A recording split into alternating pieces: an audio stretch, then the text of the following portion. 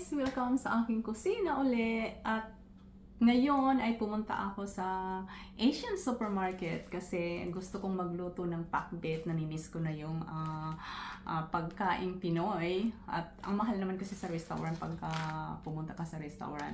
So kaya bumili na lang ako ng mga gulay para magluto. Pero usually ako lang naman talaga ang kakain nito dahil yung asawa ko at saka yung biyanan ko hindi naman sila kakain dahil hindi sila mga Pilipino.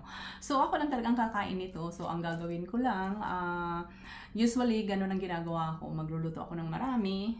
And then, yung iba, yung mga leftover ay i-freeze ko na lang para pag next time, iinitin ko na lang. So, I'm giving you some idea na para tipid sa gas at saka tipid sa oras. So, ganun ang ginagawa ko. Medyo may kamahalan nga lang, kaya lang no choice talaga tayo dahil iba talaga yung presyo dito sa Amerika kaysa sa Pilipinas. So katulad na lang nito yung okra nila, $5.11. So parang almost more than 250 pesos na yan sa atin. Tapos ito is magkano ba ito? $4, $3.89, di ba? So overall, yung pinamili ko na hindi pa nga kumpleto, wala pang karne, wala pang bagoong.